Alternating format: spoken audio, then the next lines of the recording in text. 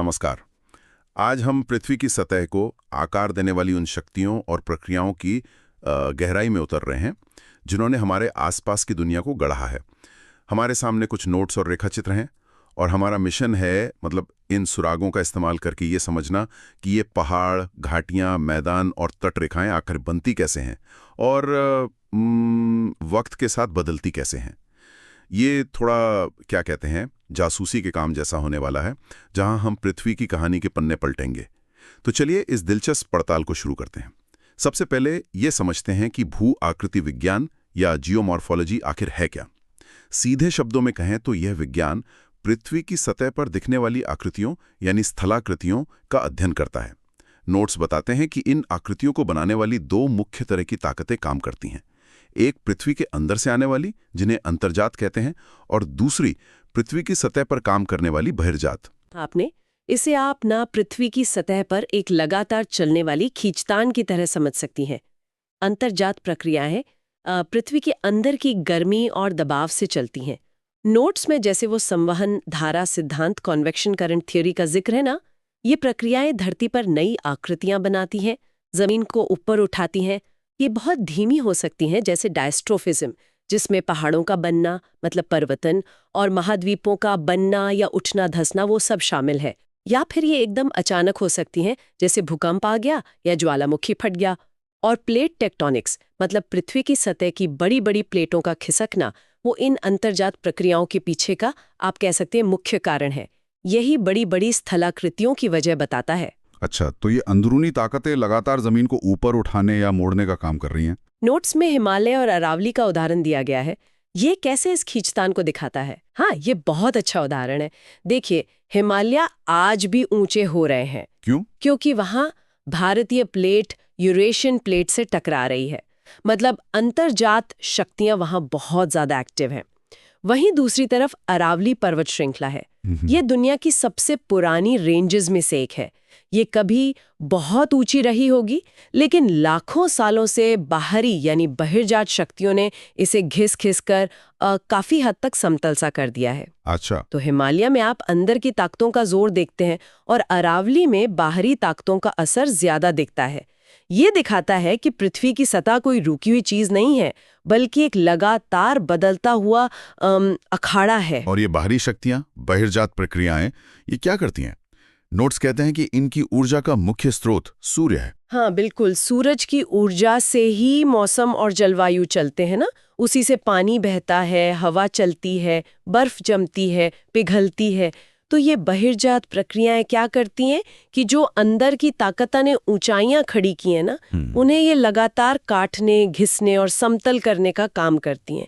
इस पूरी प्रक्रिया को अनाच्छादन कहते हैं, मतलब सतह से परत हटाना, उसे एक तरह से नंगा करना। जैसे कोई मूर्तिकार पहले पत्थर का बड़ा टुकड़ा लेता है, मान लीजिए, वो अंतर्जात प्रक्रिया है, और फिर उसे छील छाल कर घिस कर आकृति देता है, वो हो गई बहिर्जात प्रक्रिया। ये बाहरी शक्तियां ऊंचाई कम करके सतह को सपाट बनाने की कोशिश में लगी रहती हैं। ठीक है, तो अनाच्छादन के तहत फिर कई चीजें आती होंगी। नोट्स में सबसे पहले अपक्षय का जिक्र है, जिसे स्वस्थाने इन सितु प्रक्रिया कहा गया है। इसका ठीक मतलब क्या हुआ? स्वस्थाने मतलब उसी जगह पर। अपक्षय में क्या होता है कि चट्टानें अपनी जगह पर ही टूटती फूटती हैं या घुलती हैं। उनका मलबा कहीं बहकर या उड़कर दूर नहीं जाता, वो वहीं रहता है। नोट्स में इसके 3 मुख्य प्रकार बताए गए हैं। पहला है भौतिक या मैकेनिकल अपक्षय। इसमें चट्टानें फिजिकल तरीकों से टूटती हैं। जैसे तापमान बार बार बदलता है तो चट्टान फैलती सिकुड़ती है, उससे दरारें पड़ जाती हैं। या फिर दरारों में पानी भर गया और जम गया, फ्रॉस्ट वेजिंग कहते हैं इसे। तो बर्फ फैल कर चट्टान को फाड़ देती है। अच्छा, जैसे कील ठोकते हैं? हाँ, कुछ वैसा ही। नमक के क्रिस्टल भी दरारों में बढ़कर चट्टान को तोड़ सकते हैं। दूसरा प्रकार है रासायनिक अपक्षय। इसमें चट्टानों के जो मिनरल्स हैं ना, उनकी केमिकल बनावट बदल जाती है। इससे वो कमजोर होकर टूट जाती हैं या घुल जाती हैं। जैसे लोहे में जंग लगना, वो ऑक्सीकरण है। या फिर मान लीजिए एसिड रेन हुई तो वो चूना पत्थर को घोल देती है, कार्बोनेशन। या नमक का पानी में घुल जाना, विलयन। गर्म और नम जगहों पर ये केमिकल वेदरिंग बहुत तेजी से होती है, क्योंकि पानी और गर्मी केमिकल रिएक्शन को तेज कर देते हैं।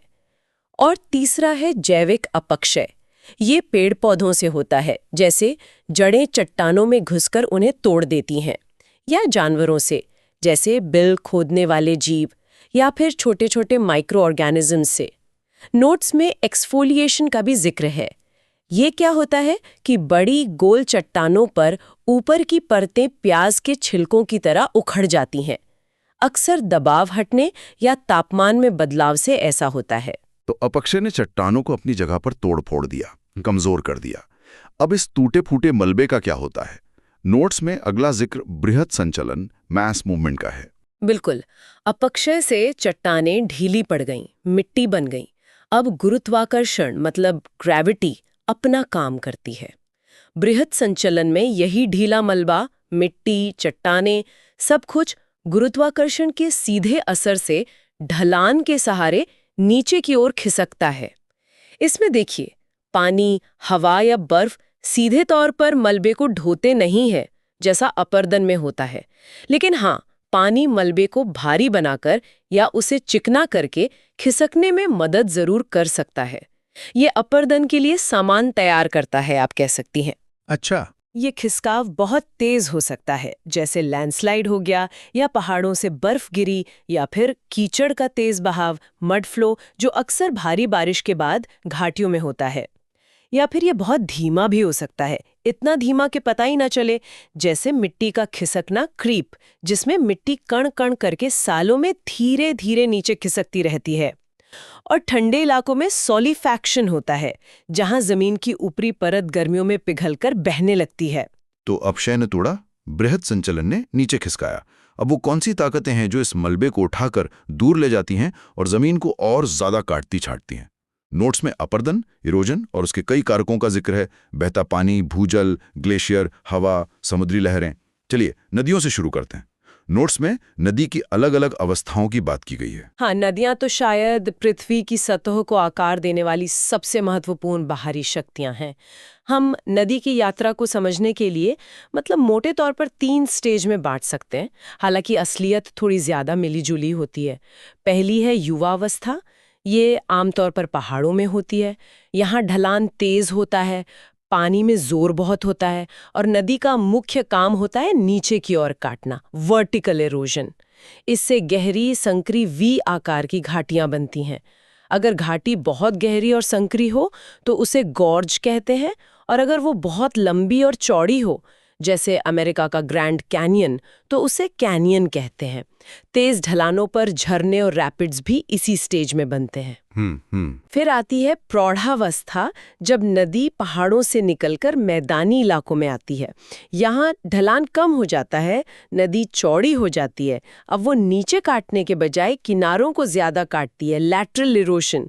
इससे घाटी चौड़ी होने लगती है और नदी अब सीधे बहने के बजाय ऐसे घुमावदार रास्ते बनाने लगती है, जिन्हें विसर्प या मियांडो कहते हैं। नदी अब कटाव के साथ साथ मलबे को बहाकर ले जाने का काम ज्यादा करती है। और आखिर में आती है वृद्धावस्था, जब नदी समुद्र में मिलने वाली होती है। यहाँ ढलान लगभग खत्म हो जाता है, पानी की रफ्तार बहुत धीमी हो जाती है। अब नदी का मुख्य काम कटाव या ट्रांसपोर्टेशन नहीं, बल्कि अपने साथ लाए मलबे को जमा करना होता है, डिपोजिशन।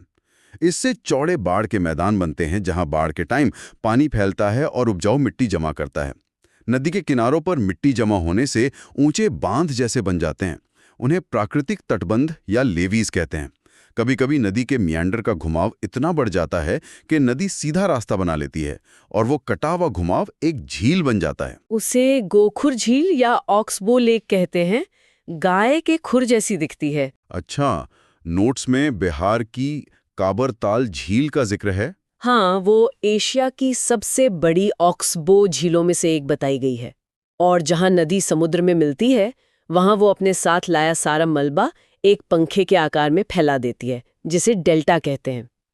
एक और चीज, जब नदी पहाड़ से एकदम मैदान में उतरती है ना, तो भी वो अपने साथ लाई बजरी रेत को पंखे के आकार में जमा करती है। उसे जलोढ़ पंख या एल्यूवियल फैन कहते हैं। वाह, मतलब नदी की पूरी यात्रा ही अपने आप में लैंडफॉर्म्स के बनने और बदलने की कहानी है। ये वाकई दिलचस्प है।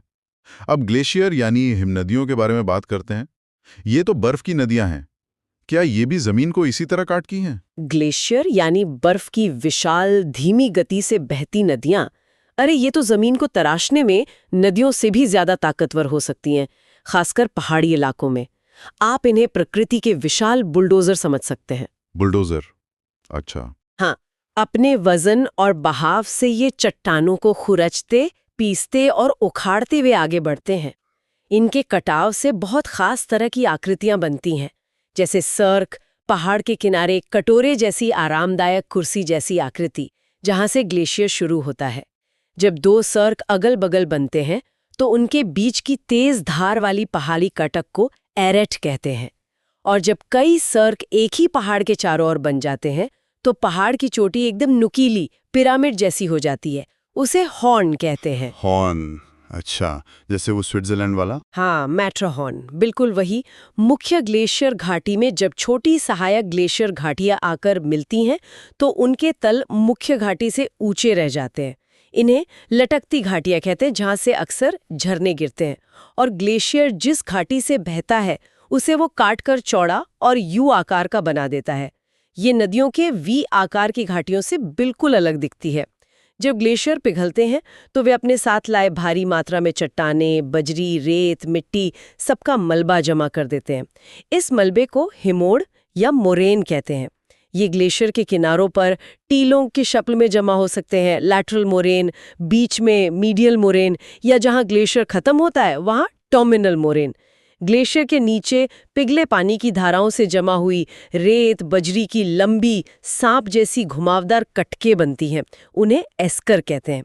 कहीं कहीं उल्टी नाव या चम्मच जैसी आकृति के टीले मिलते हैं जो ग्लेशियर के बहाव की दिशा बताते हैं। इन्हें ड्रमलिन कहते हैं। ड्रमलिन, उल्टी नाव जैसे।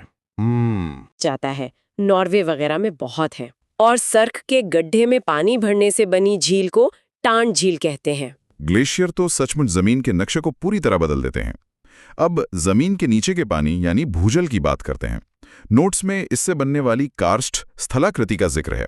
ये क्या चीज है और क्या ये हर जगह मिलती है? नहीं, कार्स्ट स्थलाकृति हर जगह नहीं मिलती। ये उन खास इलाकों में बनती है जहां जमीन के नीचे घुलनशील चट्टानें हों, जैसे चूना पत्थर, डोलोमाइट या जिप्सम। होता ये है कि बारिश का पानी हवा से कार्बन डाइऑक्साइड लेकर एक हल्का एसिड बन जाता है, कार्बोनिक एसिड।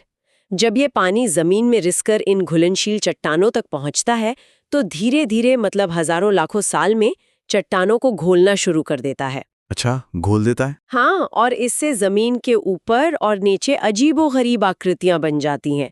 जमीन की सतह पर छोटे छोटे कीप जैसे गड्ढे बन जाते हैं जहां से पानी नीचे जाता है। इन्हें सिंकहोल या घोल रंध्र कहते हैं। कई सिंकहोल मिलकर बड़े गड्ढे, डोलाइन या और भी बड़े बेसिन ओवाला बना सकते हैं।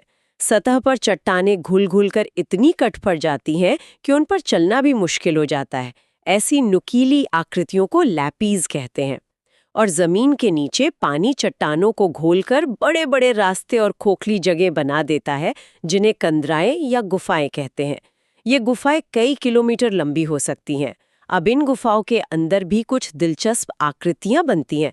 जब चूना पत्थर घुला हुआ पानी गुफा की छत से टपकता है तो पानी उड़ जाता है और उसमें घुला हुआ कैल्साइट वहीं जमने लगता है। छत से नीचे की ओर लटकते हुए जो स्तंभ बनते हैं उन्हें स्टैलेक्टाइट कहते हैं। स्टैलेक्टाइट, छत से? हाँ, टाइट मतलब छत से टाइट चिपका हुआ, ऐसे याद रख सकते हैं। और जब पानी जमीन पर टपकता है और वहां कैल्साइट जमा होता है तो जमीन से ऊपर की ओर उठने वाले स्तंभ बनते हैं, जिन्हें स्टैलेग्माइट कहते हैं। स्टैलेग्माइट, जमीन से। जी। माइट मतलब जमीन से उठता हुआ। कभी कभी ये दोनों बढ़कर आपस में मिल जाते हैं और एक पूरा स्तंभ या पिलर बन जाता है। नोट्स में जलभृत या एक्वाफर का भी उल्लेख है। ये जमीन के नीचे चट्टानों की वो परत होती है जिसमें पानी जमा रहता है, जैसे स्पंज में पानी। ये हमारे पीने के पानी का बहुत जरूरी सोर्स है। वाह, ये तो जमीन के नीचे की एक अलग ही दुनिया है। और समुद्री लहरें, ये भी तो तटों से लगातार टकराती रहती हैं। ये तटों को कैसे बदलती हैं? समुद्री लहरें, धाराएं, ज्वार भाटा, ये सब मिलकर तटीय इलाकों को लगातार नया रूप देते रहते हैं। लहरों की ताकत चट्टानों को तोड़ती है, खासकर उन जगहों पर जहां जमीन समुद्र में आगे निकली होती है, जिन्हें हेडलैंड कहते हैं। अच्छा। इससे कटाव वाली आकृतियां बनती हैं, जैसे समुद्र की ओर खड़ी चट्टानी दीवारें, समुद्री क्लिफ। लहरें चट्टानों में कमजोर जगहों पर गुफाएं बना देती हैं, समुद्री गुफा। अगर गुफा आर पार हो जाए या किसी हेडलैंड के दोनों तरफ की गुफाएं मिल जाएं, तो एक मेहराब जैसी आकृति बनती है, समुद्री मेहराब या आर्च। अच्छा, आर्च। हाँ, जब ये आर्च भी टूट कर गिर जाती है तो समुद्र में अकेला खड़ा चट्टानी स्तंभ रह जाता है, जिसे स्टैक कहते हैं। दूसरी तरफ लहरें अपने साथ लाई रेत, बजरी वगैरह को तटों पर जमा भी करती हैं। इससे जमाव वाली मतलब डिपोजिशनल स्थलाकृतियां बनती हैं। सबसे आम है पुलिन या बीच। तट के किनारे रेत या बजरी का जमाव, तट के पीछे हवा से उड़ाई गई रेत के टीले, ड्यून बन सकते हैं। कभी कभी रेत या बजरी की लंबी पतली पट्टी तट के समानांतर या उससे थोड़ा कोण बनाकर जमा हो जाती है, उसे रोधिका या बार कहते हैं। अगर ये तट से थोड़ी दूर बने तो उसे रोध या बैरियर कहते हैं, और इसके पीछे खारे पानी की झील बन सकती है, लेगून। लेगून जैसे केरला में है। हाँ बिल्कुल। अगर रेत का जमाव ऐसा हो कि उसका एक सिरा जमीन से जुड़ा हो और दूसरा समुद्र में खुला हो तो उसे स्पिट कहते हैं। और अगर कोई रेत की पट्टी किसी द्वीप को मुख्य भूमि से जोड़ दे तो उसे टुम्बोलो कहते हैं। और आखिर में हवा, खासकर रेगिस्तानी इलाकों में हवा भी जमीन को आकार देती है। नोट्स में इन्हें एओलियन स्थलाकृतियां कहा गया है। हाँ, एओलियन मतलब हवा से संबंधित। शुष्क और अर्धशुष्क इलाकों में जहाँ पेड़ पौधे कम होते हैं और जमीन पर ढीली रेत या धूल होते हैं, वहाँ हवा एक महत्वपूर्ण मूर्तिकार बन जाती है। हवा दो तरह से कटाव करती है। एक तो वो ढीली रेत और धूल को उड़ाकर ले जाती है, इसे अपवाहन या डिफ्लेशन कहते हैं। इससे जमीन पर गड्ढे बन सकते हैं। दूसरा, हवा अपने साथ उड़ाए जा रहे रेत कणों को औजार की तरह इस्तेमाल करती है और उनसे चट्टानों को रगड़कर घिसती है। इसे अपघर्षण या एब्रेशन कहते हैं। ये रेत के कण सैंडपेपर की तरह काम करते हैं। अच्छा, सैंडपेपर की तरह। हाँ, इससे कुछ खास आकृतियां बनती हैं, जैसे छत्रक शिला या मशरूम रॉक। इसमें हवा जमीन के पास वाले चट्टान के हिस्से को ज्यादा काट देती है, क्योंकि भारी रेत कण ज्यादा ऊंचे नहीं उड़ पाते, तो चट्टान ऊपर से चौड़ी और नीचे से पतली, मशरूम जैसी दिखती है। पेडिस्टल रॉक भी कुछ ऐसी ही होती है। रेगिस्तानी इलाकों में लंबे समय तक कटाव से बने लगभग समतल मैदानों को पेडीप्लेन कहते हैं। और रेगिस्तानी बेसिन के निचले हिस्सों में, जहां पानी का पानी जमा होकर सूख जाता है, वहां नमक की परत वाले समतल मैदान बन जाते हैं, जिन्हें प्लाया कहते हैं। हवा सिर्फ काटती ही नहीं, बल्कि उड़ाई गई रेत को जमा भी करती है, जिससे रेत के टिब्बे या सैंड ड्यून बनते हैं। इन टिब्बों की आकृति हवा की दिशा, उसकी ताकत और रेत की मात्रा पर निर्भर करती है। नोट्स में दो मुख्य प्रकार बताए गए हैं, बरखान जो आधे चांद जैसे होते हैं और जिनके नुकीले सिरे हवा की दिशा में आगे बढ़े होते हैं, और सीफ जो लंबे तलवार जैसे दिखने वाले रेखीय टिब्बे होते हैं। तो अगर हम इन सारी बातों को एक साथ देखें, पृथ्वी की सतह एक लगातार चलने वाला नाटक है, जहां अंदर की ताकतें जमीन को ऊपर उठाती हैं और बाहर की ताकतें पानी, बर्फ, हवा, लहरें उसे लगातार काट छाट कर, घिस कर समतल करने में लगी रहती हैं। ये कभी ना खत्म होने वाली लड़ाई है। इस सब का निचोड़ क्या है? ये बेहद गतिशील है। ये अंतर्जात मतलब निर्माणकारी और बहिर्जात मतलब विनाशकारी या समतलकारी शक्तियों के बीच निरंतर चलने वाले संतुलन या असंतुलन का नतीजा है। हर स्थलाकृति, चाहे वो हमें कितनी भी परमानेंट क्यों ना लगे, असल में बदल रही है, भले ही वो बदलाव हमारी इंसानी जिंदगी के हिसाब से बहुत धीमा हो। नदियाँ, ग्लेशियर, हवा, भूजल, लहरें, ये सब प्रकृति के औजार हैं जो अपक्षय, बृहद संचलन, अपर्दन और निक्षेपण जैसी प्रक्रियाओं के जरिए पृथ्वी के कैनवस पर लगातार नई आकृतियां बना रहे हैं और पुरानी को मिटा रहे हैं। हर लैंडस्केप अपने आप में एक कहानी है, उन ताकतों की कहानी, उन प्रक्रियाओं की कहानी जो लाखों करोड़ों सालों से इस ग्रह को आकार दे रही हैं।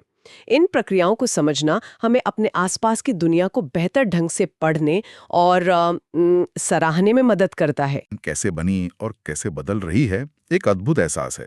हमने देखा कि कैसे अदृश्य ताकतें पहाड़ों को उठा सकती हैं, कैसे बहता पानी घाटियां तराश सकता है, कैसे बर्फ की चादरें चोटियों को नुकीला बना सकती हैं और कैसे हवा रेगिस्तान में रेत के समंदर बना सकती है। बिल्कुल। और ये सिर्फ किताबी जानकारी नहीं है। इन प्रक्रियाओं को समझने से हमें ये जानने में मदद मिलती है कि किसी खास इलाके में लैंडस्लाइड का खतरा क्यों है, या बाढ़ का मैदान कहाँ तक फैल सकता है, या कौन सी जमीन खेती के लिए ज्यादा उपजाऊ होगी। ये हमारे जीवन से सीधे तौर पर जुड़ा हुआ ज्ञान है। सही कहा। इन नोट्स और रेखा चित्रों के जरिए हमारा मार्गदर्शन करने के लिए बहुत बहुत धन्यवाद। ये जानकारी बेहद उपयोगी और रोचक थी। श्रोताओं के लिए एक अंतिम विचार छोड़ते हैं। हमने देखा कि प्राकृतिक ताकतें पृथ्वी की सतह को कैसे आकार देती हैं। अब जरा सोचिए कि हम इंसान अपनी गतिविधियों से, जैसे बड़े पैमाने पर जंगल काटना, नदियों पर बांध बनाना, बड़े शहर बसाना या खनन करना, इन प्राकृतिक भू आकृतिक प्रक्रियाओं को कैसे प्रभावित कर रहे हैं। क्या हम अनजाने में कटाव की गति बढ़ा रहे हैं, या नदियों का रास्ता बदल रहे हैं, या तटरेखाओं को खतरे में डाल रहे हैं। भविष्य में हमारे परिदृश्यों का आकार कैसा होगा, इसमें हमारी भूमिका कितनी बड़ी है, ये सोचने वाली बात है।